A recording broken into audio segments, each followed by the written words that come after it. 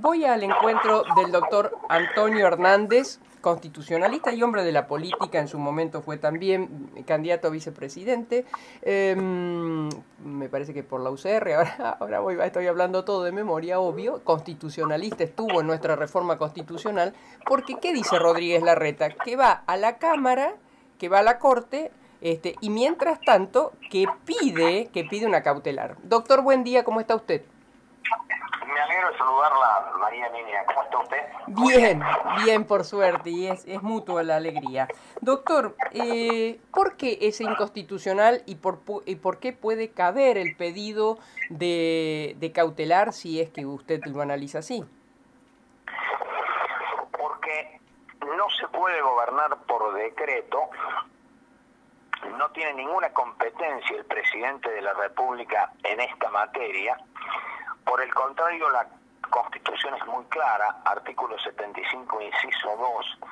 Estamos hablando de las relaciones fiscales, estamos hablando de lo que significa la coparticipación impositiva, que está en la ley suprema. No hemos dictado todavía la nueva ley convenio, pero de todas maneras ya la reforma constitucional estableció principios muy claros en esa materia. Así que en definitiva, siempre para esto hace falta acuerdo, hace falta consenso. De manera alguna el presidente puede por decreto resolver una cuestión así, quitar 1,18% de solo el 3,5% que le tocaba de la coparticipación a la ciudad autónoma de Buenos Aires. Y lo que la Argentina necesitaba, por el contrario, es una política arquitectónica que resuelva definitivamente los problemas en materia de federalismo fiscal para terminar con la arbitrariedad imperante. Pero lo que hizo el presidente fue exactamente todo lo contrario, con otra serie de consecuencias. Es un acto más inconstitucional de los muchos que viene cometiendo. Está en pleno funcionamiento el Congreso y sigue dictando decretos de necesidad y urgencia, y ya sobre cualquier materia. Y ahora encima, en vez de pensar en la unión nacional, que es el primer objetivo del preámbulo, lo que hace es exactamente lo contrario, cuando todos veíamos que alguna relación tenía precisamente con el jefe de gobierno de la ciudad autónoma de Buenos Aires. Pero ha roto eso, ha dinamitado estos puentes, así que en definitiva ha mostrado una vez más una idea clara de romper la Constitución, de gobernar de manera completamente unitaria, alejado de la Constitución y para colmo en una situación de emergencia. Así que es un momento realmente muy, muy triste, muy preocupante para la Argentina, ¿no? Ahora, yendo a lo más allá de la lectura correcta, digamos, a la que adhiero, que usted hace políticamente, pero el hecho puntual, la Corte, primero, hay un tiempo para que se expida, porque si le hacen una cautelar, entiendo yo, corríjame, por favor, no soy abogada, ni mucho menos, sería un no innovar, sería un no poder sacarle ese dinero, y entonces, si eso fuese así, y si ese dinero fuera, como ha dicho el presidente, para apagar el fuego de la policía, el fuego de la policía podría volver a levantarse. Por supuesto que no tiene plazos la Corte. Ese es uno de los temas que en el futuro hay que resolver. De todas maneras es un tema de mucha urgencia institucional. Tengo la impresión, por lo que es la jurisprudencia de la Corte, que además ha ido avanzando en el cumplimiento de proyectos federales. Esto se ha visto en temas de coparticipación. Precisamente la Corte en el 2015, cuando resuelve el reclamo de San Luis, de Santa Fe y de Córdoba, precisamente en torno a la coparticipación impositiva, por un lado solicita que se avance en la sanción de la ley convenio de coparticipación impositiva y declara nulos decretos que habían quitado fondos de la masa coparticipable, de tal manera que a la luz de la jurisprudencia de la Corte sería muy lógico que se haga lugar a la medida cautelar, que se impida este manotazo impresionante que se ha cometido. Y Esto yo creo que perfectamente puede llegar a ocurrir. A mí me parece que reaccionó como corresponde el jefe de gobierno de la ciudad autónoma. El camino a recorrer es claro, es exactamente al revés de lo que nosotros estamos haciendo. Hay que volver al cumplimiento de la Constitución, a 25 años de la reforma, 26 años de la reforma.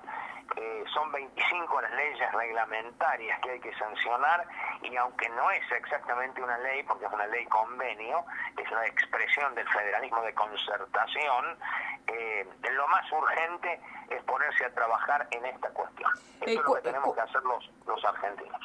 Concretamente, ¿cuál sería, doctor, la que aún falta reglamentar y que cabe con esto, la de coparticipación? ¿Cuál sería? Bueno, la ley convenio de coparticipación ya sabemos además que tiene un procedimiento muy especial, porque primero hace falta el acuerdo del presidente con los gobernadores, luego eso se trata primero en el Senado, después en diputados, hace falta la mayoría absoluta de los miembros de cada una de las cámaras y luego la aprobación de las legislaturas. Es un trámite muy complejo. Es una ley que no se puede reglamentar, que no se puede vetar. Obviamente es la expresión máxima de ese federalismo de concertación. Por eso digo que es absolutamente reñido con la Constitución que alguien de golpe pueda resolver las cuestiones sin ningún tipo de acuerdo y consenso. Pero eso es una ley. Hay muchas otras. Imagínese el problema que hemos tenido en el sur argentino con la toma de tierras. Claro. No se sancionó la ley que reconocía el derecho a la propiedad comunitaria de las comunidades indígenas. Hablando del amparo, que es lo que estamos presentando ahora, porque también presenté, ¿sabe que he presentado 2 amparos? Para que vean la gravedad de la situación institucional que vive la Argentina. Uno, después del escándalo en diputados, de la sesión absolutamente nula en violación del protocolo especial que se había sancionado, que había caducado. Es decir, usted sabe que tuve que presentar un amparo junto al interbloque de Juntos por el Cambio, y que eso está tramitándose ante la Justicia Federal en lo contencioso administrativo de la Ciudad de Buenos Aires. Menos mal que acá se encontró acuerdo en la Cámara de Diputados, y las sesiones, la mayoría de las sesiones y sobre todo las más importantes, de ahora en adelante van a ser presenciales, porque con que un solo bloque lo solicite, así va a ser. Y el otro tema que está en la Corte, pero no es solamente mi caso, sino otros, pero que ayer ha tenido una gran noticia, es que la Corte Suprema se ha puesto en movimiento y ha pedido, ha corrido vista a varias provincias, empezando por la de San Luis, que es la que nosotros hemos demandado, en nombre de 4 instituciones del sur cordobés, frente al accionar inconstitucional de esa provincia, que ha llegado hasta bloquear la ruta claro. Así que, y además de eso, la ruta provincial número 30, y ha elevado terraplenes de hasta 4 metros de altura en un retorno directo al medioevo. O sea que aprecie usted la muy grave situación institucional en que está la Argentina, donde han creído que la emergencia cambia al país de federal y lo convierte en unitario, y además los avances sobre los derechos fundamentales son cada vez mayores. Fíjese la tragedia que tuvimos por el COE de Córdoba, que le impidió al padre de Solange Muse pasar, así que tuvo que volverse desde Plotier, Neuquén, en Huinca-Renanco, en el sur de Córdoba. Y pobrecita Solange dijo en esa carta verdaderamente impactante, es decir, hasta el último suspiro de mi vida yo tengo mis derechos y no me los van a arrebatar. Pobrecita, sí se los lograron arrebatar, produjeron una lesión muy grave a derechos fundamentales, hubo que presentar un amparo, se hizo lugar, pero para que el padre la pudiera despedir en el cementerio, pero no la pudo abrazar. Así que en definitiva, todo esto nos revela que las violaciones constitucionales no son solo del gobierno federal, también de gobiernos provinciales y municipales. Hay que entender bien lo que está pasando en la Argentina. Claro. Doctor, me gustaría que me recuerde, ya que usted fue parte de esto, de la reforma constitucional del 94, porque quiero volver un minutito a la toma de las tierras. Usted mencionó, dentro de las cosas que venía diciendo, que esto ocurre porque no se cumplió también con la sanción, sería Pero, y por supuesto, fíjese que cuando se modifica el Código Civil, todos esperábamos ese tema, lo dejaron afuera, esa comisión que integrada por Lorenzetti, por Hayton, etcétera, dejó el tema afuera, o sea que quedamos sin legislación en el tema. Han existido algunas prórrogas que son nada más que verdaderos. ¿Pero qué se preveía, doctor? Que no sé si, no me acuerdo ahora si se le llaman naturales, aborígenes, no sé cómo se los llama, estos connacionales nuestros. Originarios, los pueblos originarios. ¿Qué debían tener los pueblos?